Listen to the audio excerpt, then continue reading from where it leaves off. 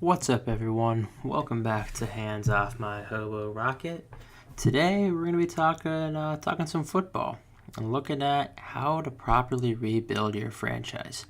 That's right, I'm looking at you, Cleveland Browns. You're doing it wrong, and you're going to hear it from me.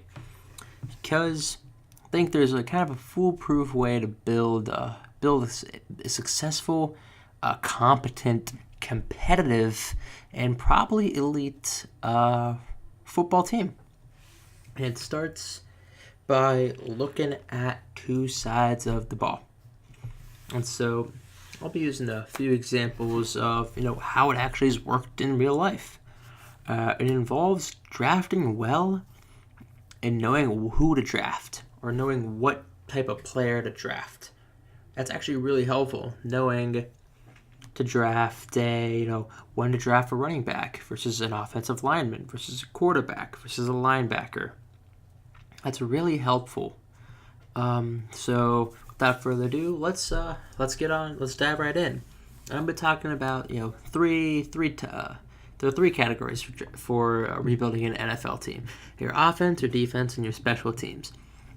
So let's start off with the easiest one to do: special teams. So it doesn't really matter, special teams, we're really talking about kicker and punter, return men, punt crew, and your kickoff crew. Those all are just an amalgamation of either late round draft picks or free agency signings for depth. You usually have like your third string running back, your fourth string cornerback, your fourth string linebacker, maybe even your third string quarterback on the punt rush team and punt return team. So you really initially you want to get a young punter and just grow him in your system. If he decides to leave, that's fine. That you either get a young punter or you just grab an experienced punter that is going to stay there for a while, and then you just want to grab a kicker with experience. That's he might have been around the league for 4 years he's a traveler. However, you sign him to a good deal and you let him get started, ease up into your system and really find his groove in your city. Then you're fine. You have no problem keeping him for the next few years. Great example, Gostowski, Vinatieri. These guys, they made their way just by being comfortable. And now let's look at the offense. So the first thing you do when you're building an offense is you draft offensive linemen. Yes, offensive linemen first. Not a quarterback, not a running back, not a wide receiver, not a tight end, offensive line. Cleveland Browns, I hope you're listening. You got Joe Thomas. Please do not waste the meme himself, Joe Thomas. He's an exceptional offensive lineman, but he needs help. He needs guys. He needs 4 other guys on the line with him. So draft offensive linemen first. Don't draft another quarterback. You got Deshaun Kaiser. He might just work for you guys. But you need 5 guys up front to keep them standing. Because without an offensive lineman, your quarterback won't be able to throw the ball because he's going to be too busy laying on the ground. And your running back won't be able to get you 4 yards per carry. Instead, your line is going to get blown up and you're going to lose 3 each time. So, offensive line is key. For an example, let's look at, the 2005 Steelers. The 2005 Steelers had an offensive line of Marvell Smith, Alan Faneca, Jeff Hardings, Kendall Simmons, and Max Starks. Jeff Hardings and Alan Faneca were the only two on the offensive line with 5 or more years of experience.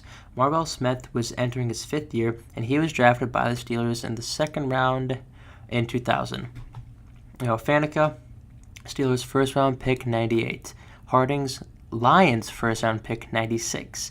Kendall Simmons, first round pick 2002. Max Starks, after his first year, 3rd round pick 04. So other than Starks, you had 1st and 2nd round picks on your offensive line.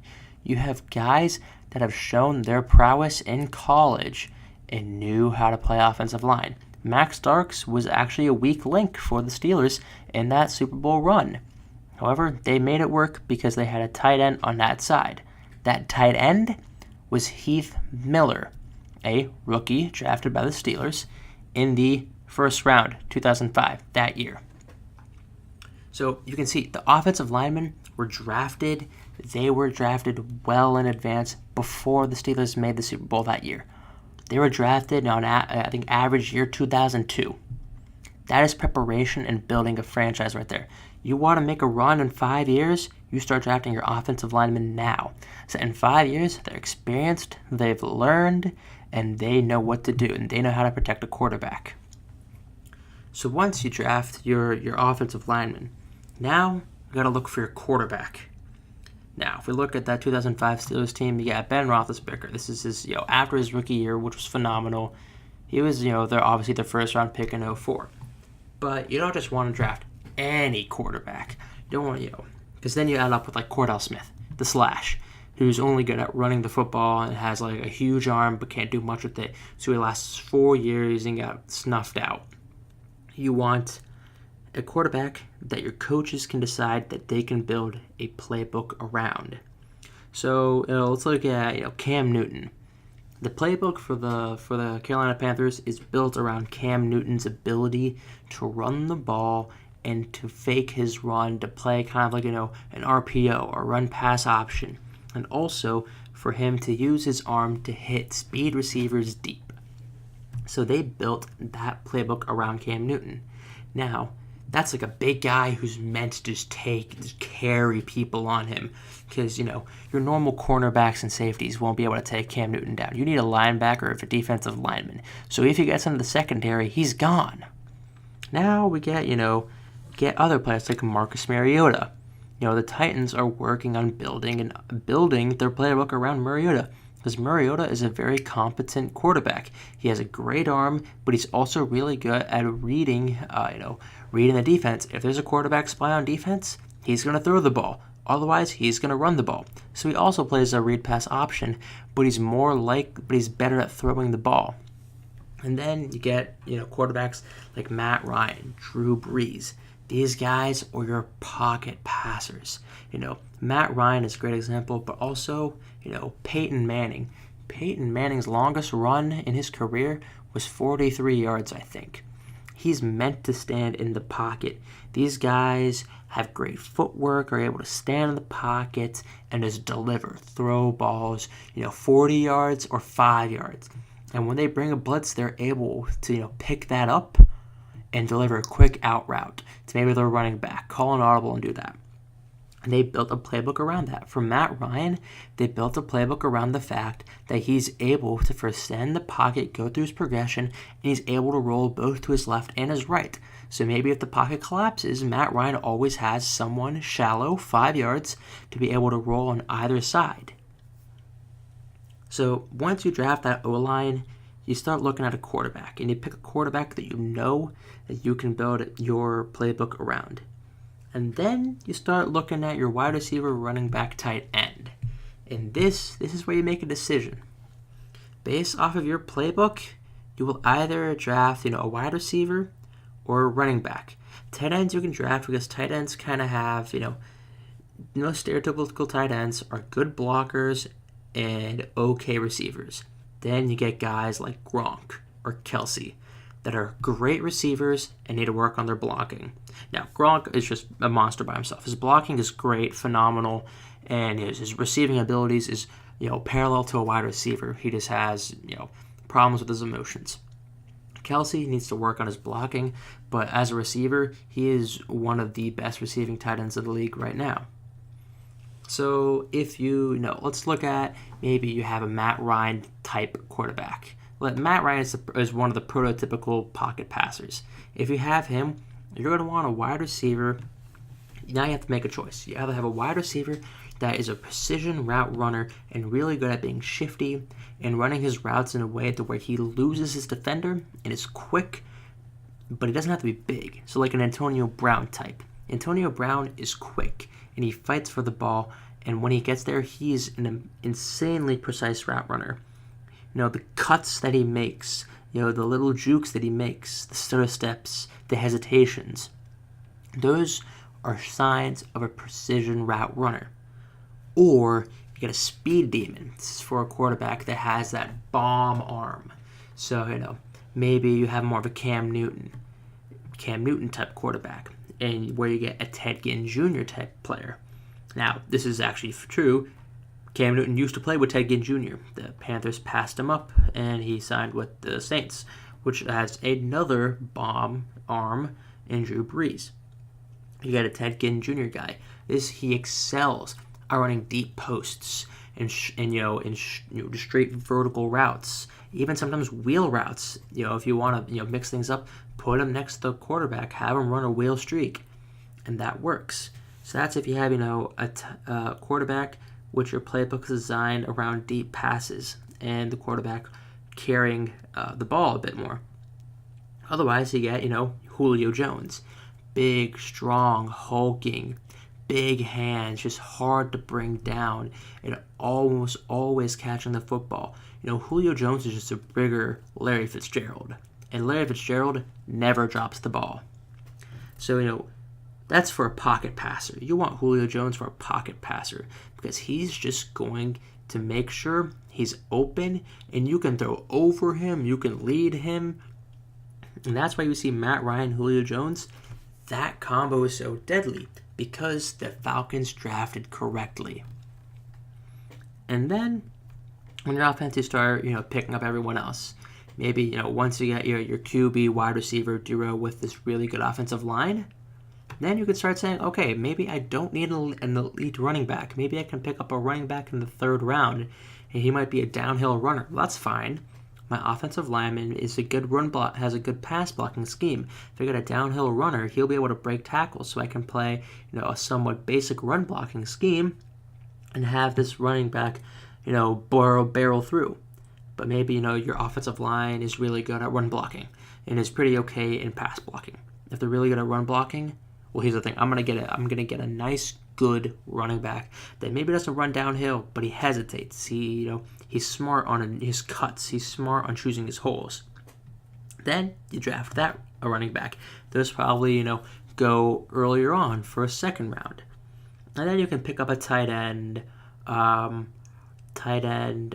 a secondary wide receiver, or a 2nd running back. You start slowly filtering people in. But you first got to get your offensive line, then your quarterback, and then a wide receiver, running back, tight end. All those based off a playbook, which you have to start building once you get your offensive line and quarterback. So that's really your offense. Now let's look at your defense. So your defense is pretty important of how you're supposed to build that defense.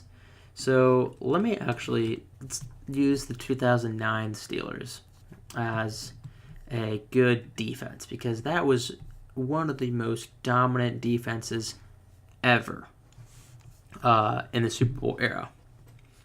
So one of the things you want to do is you want to draft a good middle linebacker.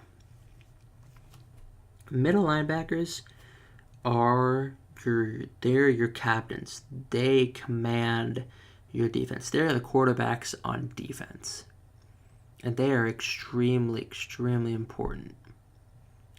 Without them, it's very, very hard to stop the run game, to, make changes. If a quarterback calls out an audible, it's hard for that, if you don't have a good middle inside linebacker, it's hard to kind of adapt to that. So, you want to draft middle linebackers and maybe an outside linebacker. So on that Steelers team, in his 2nd year, this is in his 2nd year he won the Super Bowl in 2009, Lawrence Timmons, he was a 1st-round pick.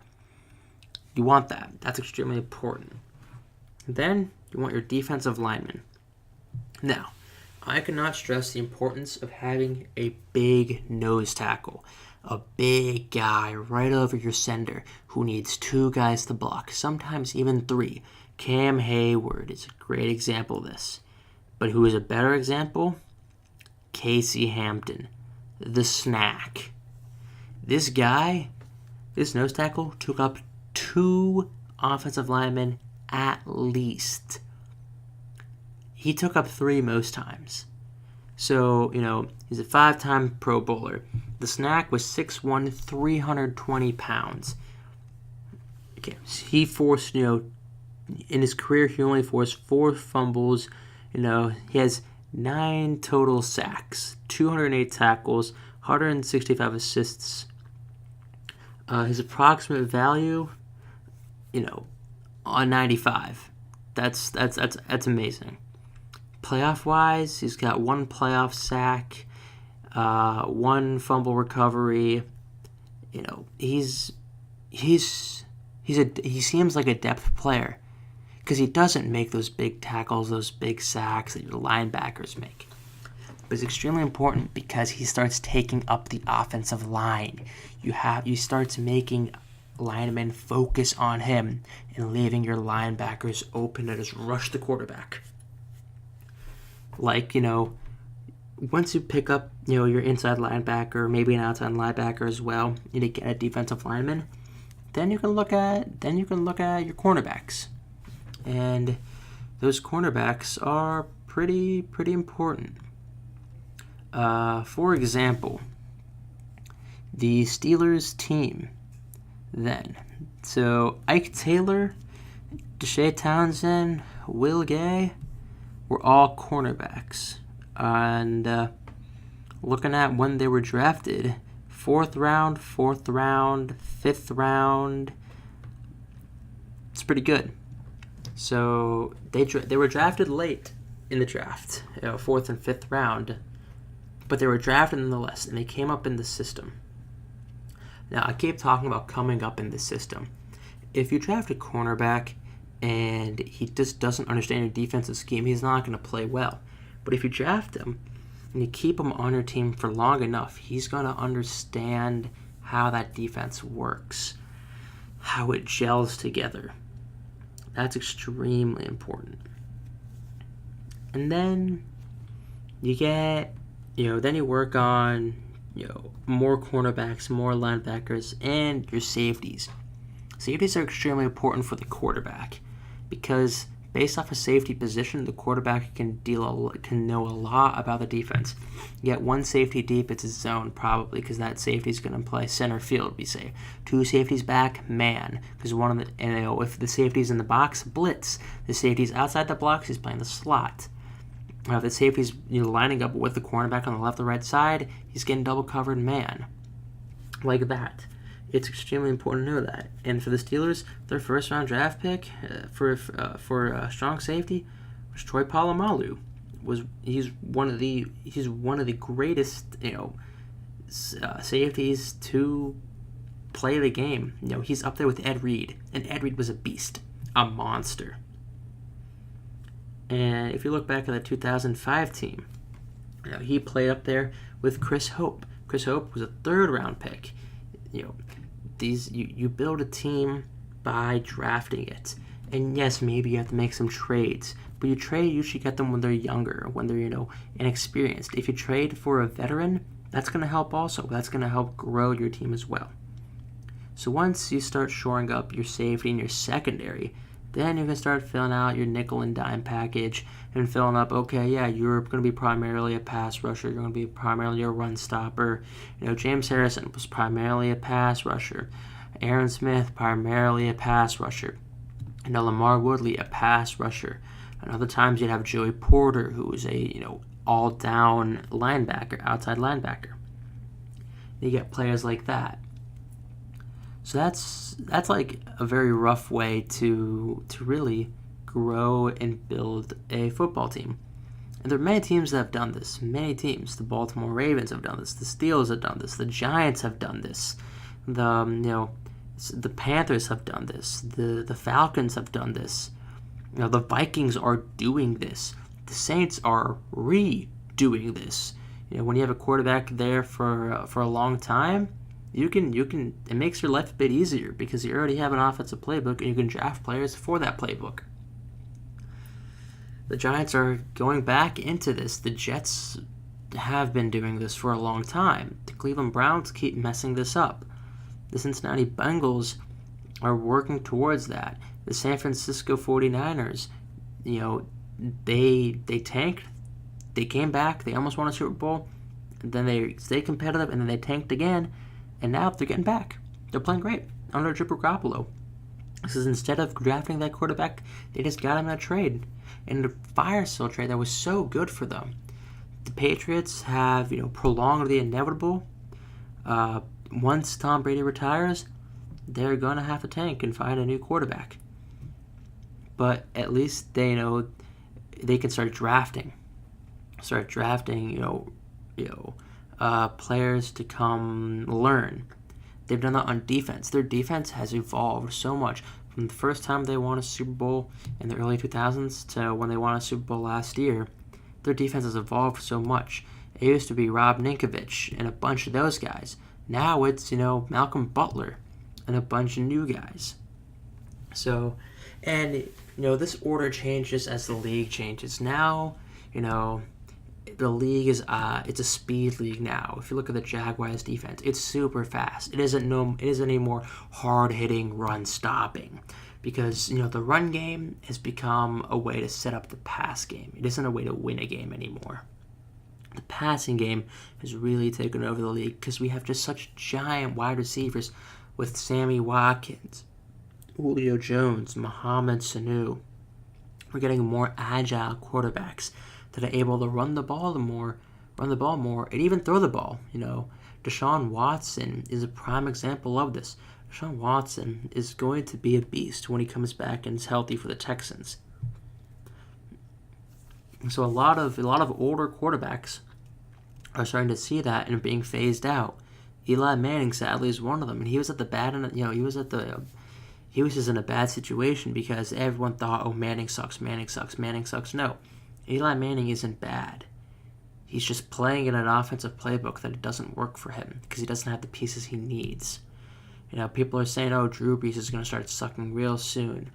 No, because Drew Brees fits the mold of what he needs to do, and he has an offensive playbook that works around him. They're still building around Drew Brees because Drew Brees has I think Drew Brees has a lot in the tank left in him. Phillip Rivers is, Mr. Misfortune. He's been in so many bad situations for him because the San Diego Chargers are trying to build around him. They keep trying, but they keep settling on mediocrity. They're not good, but they're not bad. They're mediocre. They're right in between. So their draft picks aren't the greatest. They don't have the greatest draft picks. On defense, they're getting better with Bosa. But offensively, they need some speed. They need some speed wide receivers. They need a big wide receiver otherwise. They need someone to catch Phillip Rivers' bad throws because, Phillip Rivers just can't make clutch throws.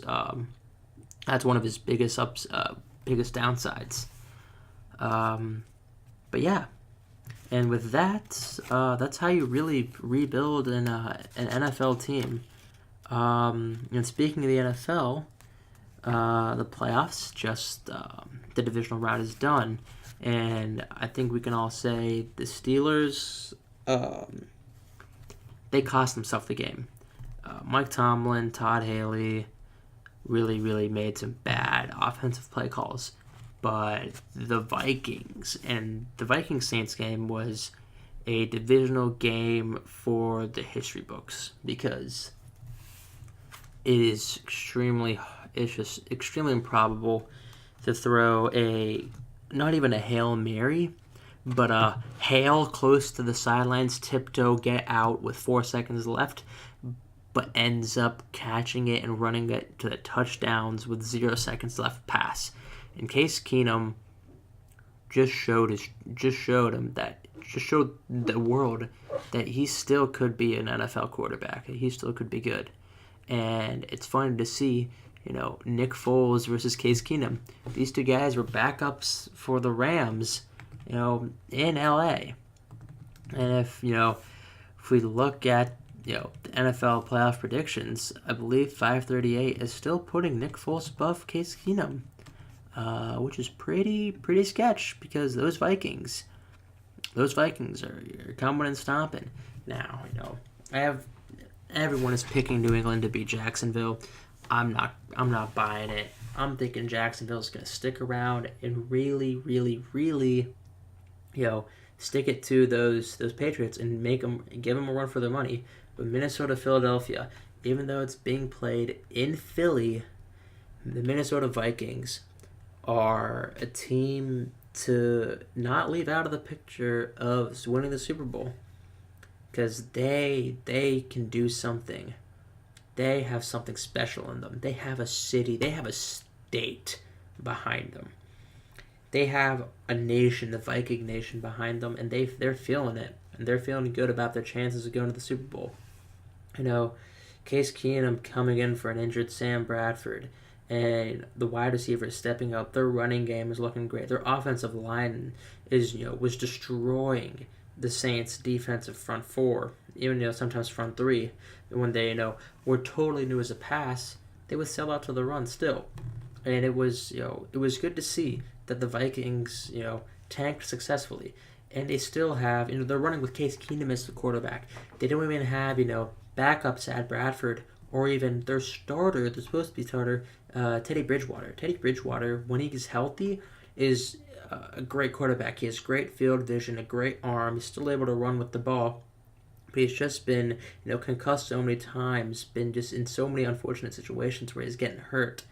But I think the Vikings are a team that can fight their way through these Philadelphia Eagles and maybe win the Super Bowl and become the first team ever to win a Super Bowl at their own stadium. That will be the on Sunday, that 6:40 game in Philadelphia. That's going to be a game to watch. I think that's going to be a more entertaining game than the Jacksonville New England game, because Bill Belichick is just gonna he's gonna be the elite head coach he is. Tom Brady's gonna make some sort of insane pass, and you gotta lull the audience to sleep. Jacksonville's defense is probably gonna get picked apart later on in the game, but it just goes to say, can Jacksonville's offense under Blake Bortles get it done? Their offense looked pretty sketchy, other than their run game against the Steelers. So if Blake Bortles has to take to the air, does he have the confidence and the ability to? Because we all know the Pats have this insane, running back passing game where Tom Brady just throws to his running backs out in the flat and they gain 5-6 yards. Each play, they do that. Or they have, the Wes Welker route, which is hitch route, post in, and then Brady just hits Amendola, and Amendola gets blown up, and everyone thinks, oh, Amendola, what a great wide receiver, when Brady threw a suicide pass to him. Well, that's the Patriots football way. It works. It works. It worked then, it works now. It's insane how it works. But the Pats defense, everyone thinks the Pats are just offense, but no, this defense is to be a defense that you should not leave out of the picture in this game. Jacksonville may have this amazing pass offense, and their run defense, is getting better and better, but this Patriots defense all around is solid. They're a solid top 5 defense in the league. So that Jacksonville-New England game is going to be a doozy. It's going to be a close-scoring one. It's going to be a low-scoring one. But I do think, I think Jacksonville might pull it off. There's a small chance, but I think they pull it off. Minnesota, Philadelphia, I think that's going to be a scoring fest, because both defenses, even though they're both really good, I think they're going to kind of, they're both young teams, and they're both going to really collapse in the moment, and they're going to let the nerves hit them, those defenses, and it's just going to be an offensive battle. And I think Minnesota's running game is really going to take it to Philadelphia early, and so it's going to be Minnesota coming on top. And it's going to be the Vikings and Jacksonville in Minnesota. And I think the Vikings might just win the Super Bowl. But that's just my theory, folks. So if you have any questions, comments, or concerns, want to talk to me, You can hit me up at _SVish. I'm happy to talk some football with you guys or any other sports. So I hope you all have a great day. Stay positive, and I'll see you all later.